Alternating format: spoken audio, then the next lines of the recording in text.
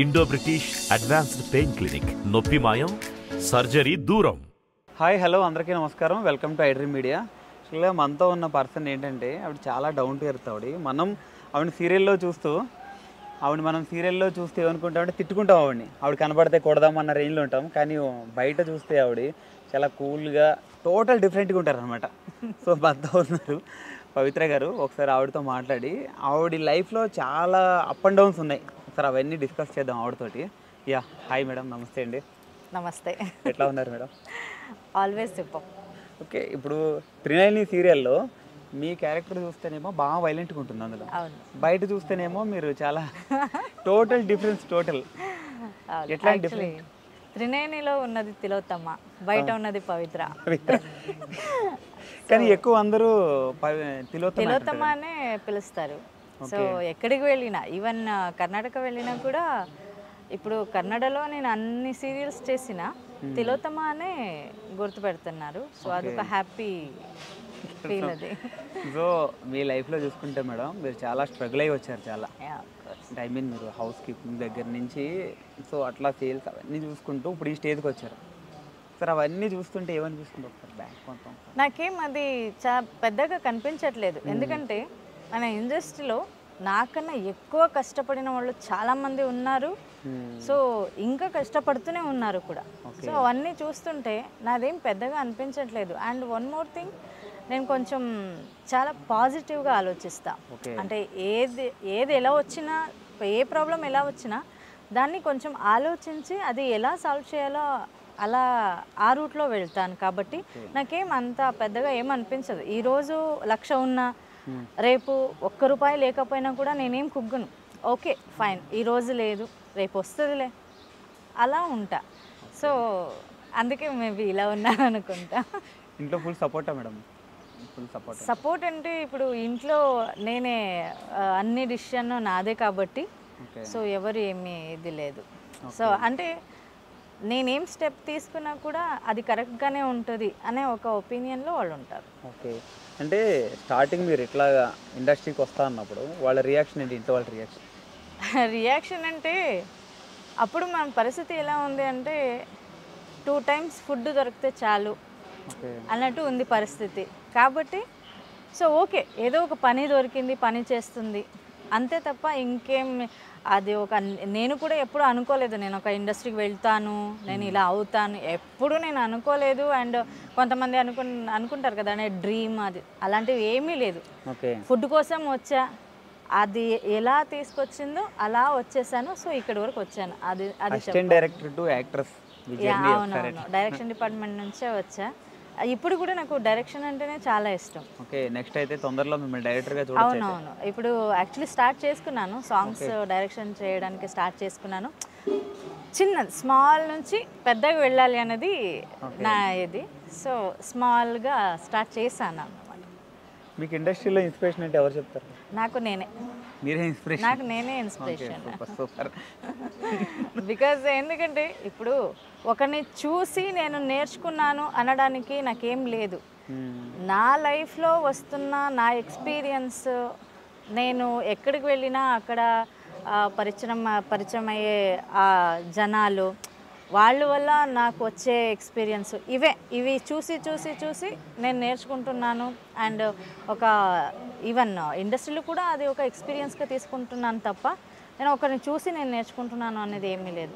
ఇప్పుడు యాక్టింగ్ కూడా నేను డే 1 నేను ఫస్ట్ సీరియల్ నేను ఏం చేశానో దాంట్లో నాకు యాక్టింగే రాదు, అస్సలు రాదు. డైరెక్టర్ తిట్టారు, నేను తిట్టించుకున్నాను. సో అలా లేదు నేను చెయ్యాలి, నాకు నేనే ఏ క్లాస్కి వెళ్ళలేదు ఏం లేదు, నాకు నేనే మిర్రర్ ముందే నిలబడి యాక్టింగ్ నేర్చుకున్నాను. సో ఇలా నాకు నేనే అని చెప్పుకుంటాను.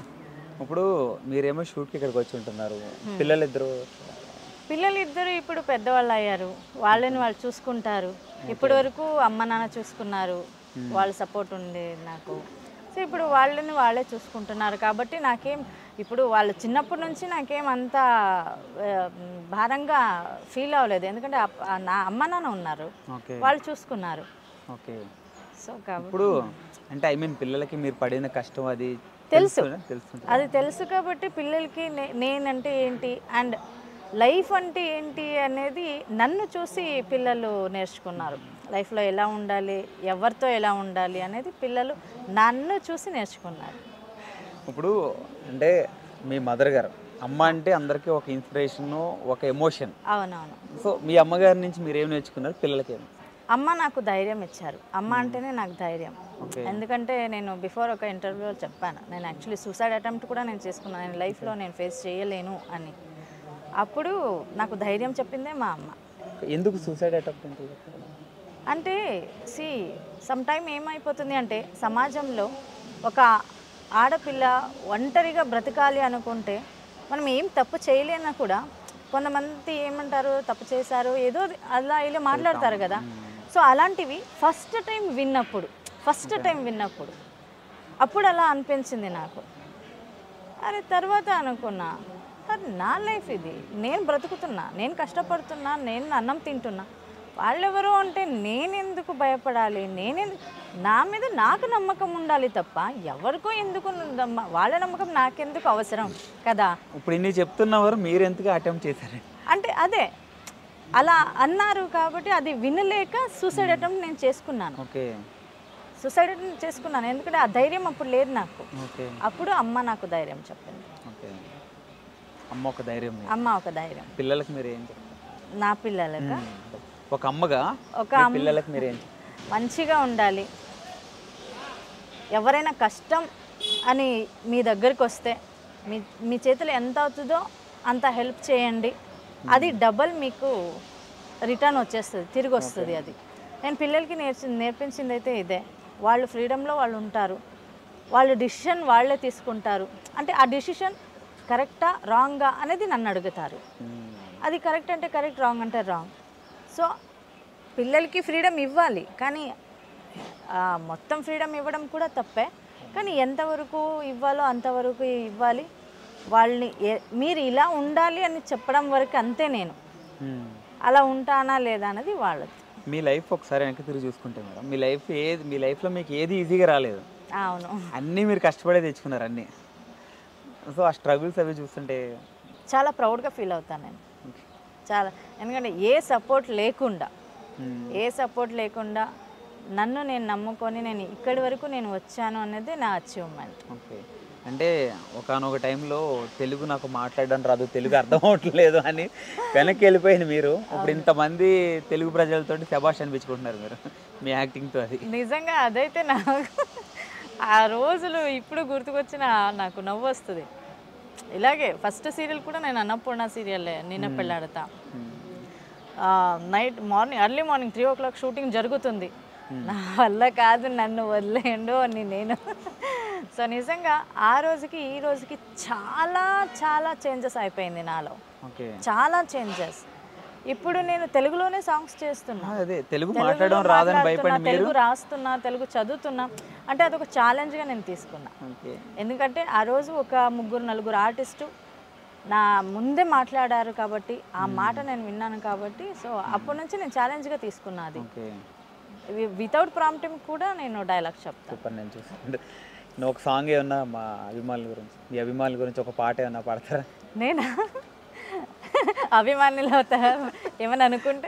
లేదు పర్లేదు, పాడండి. అందరు మీలో ఉన్న ఈ టాలెంట్ కూడా జనాలకు తెలుస్తుంది. అయ్యో, టాలెంట్ అని ఏం లేదు. అప్పుడు అంటే ఒక టైంలో నాకు తెలుగు రాదు అని భయపడింది మీరు, ఇప్పుడు పాటలు కూడా పాడి స్టేజ్కి వచ్చారు. ఇప్పుడు అవును, ఒక ప్రౌడ్ మూమెంట్ కదా. నాకు అంతఃపురం సాంగ్ చాలా ఇష్టం, సౌందర్య నా ఫేవరెట్. Okay, super. సో అసలేం గుర్తుకు రాదు నా కళ్ళల ముందు నువ్వు ఉన్నగా, అసలేం తోచదు నాకు ఓ నిమిషం కూడా నిన్ను చూడక, నీలో ఉందే నా ప్రాణం అది నీకు తెలుసునా, పున్నా నేను నీ కోసం. Thank you. సూపర్. అంటే మామూలుగా పాడడం వేరా, ఫీల్ అవుతూ పాడడం వేరా. ఆర్టిస్ట్ కాబట్టి ఆ ఫీల్డ్లో ఒకరు ఉంటారు కాబట్టి. ఓకే, మీ లైఫ్లో ఒక మర్చిపోలేని బ్యాడ్ మూమెంట్ అంటే ఏం చెప్తారు? చాలా ఉన్నాయి అలాంటి మర్చిపోలేని. అంటే ఇప్పుడు కూడా ఆ గుర్తొస్తుంటే కొంచెం ఉలిక్కి పడతాం. సంథింగ్ మర్చిపోలేని బ్యాడ్ ఇన్సిడెంట్ ఉంది. అంటే నా పిల్లలు ఇంకా చిన్న పిల్లలు. నేను అప్పుడు గార్మెంట్స్, మీకు ఐడియా ఉంది అనుకుంటా, గార్మెంట్స్కి పని చేస్తున్నాను అనమాట, గార్మెంట్స్లో. అప్పుడు నేను పని ఫినిష్ చేసుకొని ఇంటికి వచ్చినప్పుడు అప్పుడు ఫుడ్కి కూడా చాలా కష్టం. అమ్మ నాన్న, 2 పిల్లలు, చిన్న చిన్న పిల్లలు ఇంకా. సో వాళ్ళకి పక్కింట్లో పిల్లలు ఫ్రూట్స్ తింటున్నారు. అప్పుడు పిల్లలు అది చూస్తూ నిలబడ్డారు. అప్పుడు ఆ పిల్లలు అమ్మమ్మ ఉంటారు కదా, కొట్టేశారు నా పాపని. అది నేను అసలు నా లైఫ్ లాంగ్ నేను మర్చిపోను. బట్ నేనేనా అంటే అవంతా మనకి అవ్వాల్సిందే. అలాంటి ఆ ఇన్సిడెంట్స్ జరిగితేనే మనకి అలాంటి దెబ్బ పడాలి. అందుకే నేను ఈరోజు మా పిల్లలు ఇప్పుడు ఏం కావాలన్నా తింటారు అంతే. ఓకే, హ్యాపీ మూమెంట్ చాలా ఉన్నాయి. అంటే చాలా ఉన్నాయి, కానీ ఒక్కటి ఫస్ట్ వచ్చిన హ్యాపీ మూమెంట్ అట్లా ఒకటి ఉంటుంది. నేను కార్ తీసుకుంది. ఓకే, నేను కార్ ఆల్టో తీసుకున్న ఫస్ట్ కార్ నాది. ఆ రోజు నేను ఏదో ఒక అచీవ్మెంట్ నాది అన్నట్టు ఫీల్ అయ్యాను అంతే. అంటే ఏదైనా కొన్ని చాలా జనరేషన్లు అవుతుంటే మనకి తొందరగా సక్సెస్, తొందరగా అంటే ఫెయిల్ నుంచి తొందరగా సక్సెస్ రాలేము. మీరు 2 అనుభవించినారు. 2 అటు బాగా డౌన్ చూసారు, ఇప్పుడు ఒక స్టార్డమ్ అంటే స్టేజ్కి వచ్చాను. ఇంకా చూడాల్సింది చాలా ఉంది. ఫ్యూచర్లో సినిమాల్లోకి ఎప్పుడు రాదు? సినిమాలు చేయాలని చాలా ఉంది నాకు, కానీ సీరియల్ చేస్తున్న వాళ్ళకి డేట్స్ అనేది ప్రాబ్లం చాలా అయిపోతుంది. సో దీని మధ్య ఒక బుచ్చినాయుడు కండ్రిగా తూర్పు వీధి ఒక మూవీ చేశాను, మంచి క్యారెక్టర్ చేశాను. బట్ అప్పుడు ఒక హోప్ పెట్టుకున్నా ఆ క్యారెక్టర్ చేసినప్పుడు. సో తెలుగు ఇండస్ట్రీ నాకు ఒక సినిమా ఇండస్ట్రీ కూడా ఇది చేయొచ్చు అని. కానీ నా బ్యాడ్ లక్ ఏమో అనుకుంటా, సినిమాలు ఏది రాలేదు. ఇక్కడే బాగా వస్తుంది కదా మీకు? బాగా వస్తుంది. అయ్యో, నాకు నిజంగా త్రినయని అనేది నాకు ఒక గాడ్ గిఫ్ట్. అది అన్ని సీరియల్లో ఒకటి, ఒక సీరియల్ కొంచెం డిఫరెంట్ గ్రాఫిక్స్ అవి. ఇప్పుడు కూడా ఇది 1000 క్రాస్ అయినా కూడా టాప్ 1లోనే ఉంది ప్రాజెక్టు. అండ్ అన్నపూర్ణ స్టార్టింగ్ నుంచి అన్నపూర్ణ, అవునవును, ఎక్కడి నుంచి వచ్చా అక్కడే ఉన్నాను. అండ్ ఇదొక బాండింగ్ ఎక్కువ ఉంది అన్నపూర్ణకి నాకు.